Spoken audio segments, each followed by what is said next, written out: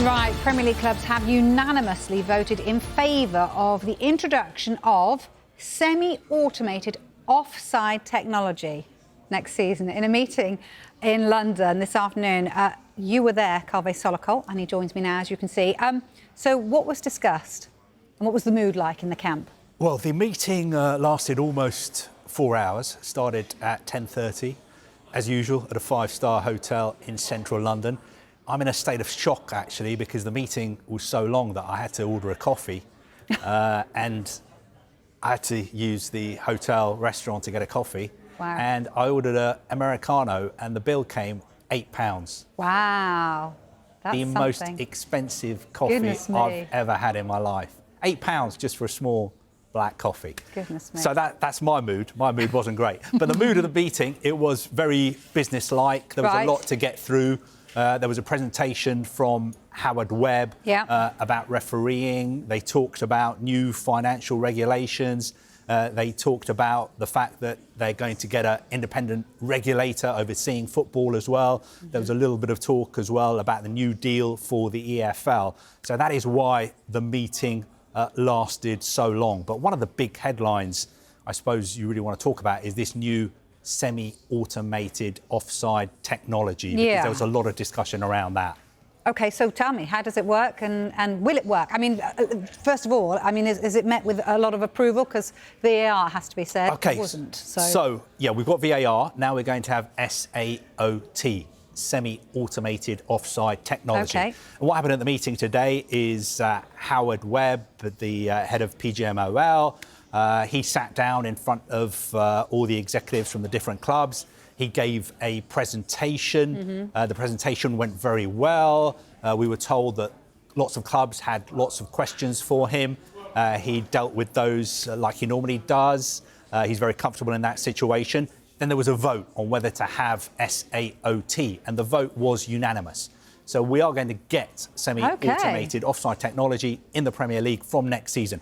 It won't be at the start of next season. I think it will come in after the international break in the autumn. But if you are the kind of football supporter who is wary of technology, I don't think there's too much to worry about, because this system, this kind of system, is already being used by FIFA. It's already being used by UEFA. I think FIFA were the first to use it. They've used it in the Arab Cup, Club World Cup, World Cup as well. UEFA use it in the Champions League. It's going to be used in the Euros this summer as well. Basically, what it means is that there are around 12 cameras inside the stadium. They monitor where the ball is going. They monitor 27 data points on each player. And very, very quickly, they can use an algorithm to work out whether a player is offside or not. And we're being told that this new system is going to be much more efficient.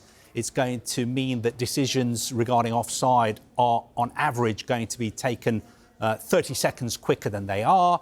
Very quickly, you'll also have a 3D image that will show you the players and also the line, and that can be put up on TV and also on giant screens inside stadiums. I've seen the system being used by FIFA and UEFA, and it seems to work pretty well, and there's an expectation that it will work well in the Premier League as well. One thing I would say is that I think at least 2 different companies have pitched for the contract to the Premier League. The Premier League haven't announced which company has won out, but I think they've decided on which company to use. And the company that they are going to use is not going to use a chip inside the ball. I think one of the systems that FIFA, I think, uses actually has a computer chip inside the ball, which monitors exactly where the ball is. But the system that I think the Premier League will be using is not that system. But the VAR offside protocol will still be in place as a backup, because this new... As a backup? Yeah, because this new system sometimes... Very what's coming. Very rarely it doesn't work. Like if you have a situation where there's a really sort of crowded penalty area, it can't sort of, see through lots of different players. So in that situation, if SAOT doesn't come up with a decision quickly, you've still got the fallback option of the VARs being able to draw the line and come to a decision as well. forgive me, I mean, I don't mean to sort of, pour cold water on this idea, but do we need, as your algorithms judging football, is this what we should have in our football game for the purists? No, I mean, for the purists, I totally understand. For instance, I watch a lot of games in the EFL, in the Championship. Yeah. There's no VAR in the Championship. Nobody minds at all. In fact, a lot of supporters prefer the fact that there's no VAR. Yes. As far as this is concerned, I would just say it has been in use by FIFA, by UEFA, since 2021, I think, and it seems to work pretty well. And the Premier League have done lots of tests, and the vote today was unanimous. Yeah, so all the clubs want it, the referees want it as well. So fingers crossed it will work as well as it's worked for FIFA and UEFA. I don't want to be sat here in a year's time saying, are we going to get rid of Controversy. Yeah, and exactly. Just don't want more. Points and, talking of controversy, they were also discussing new financial rules. We've had FFP, we then had PSR, and now we've got a new set of rules. How does this work then? So what happened today at the meeting is they discussed replacing PSR with a new system, new financial rules.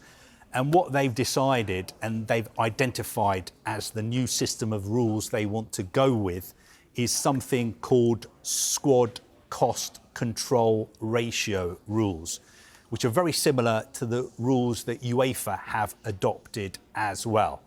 And there were 2 votes today on moving to this new system. The first vote was unanimous, and that was basically to say, yes, we have identified this new system, squad cost control ratio.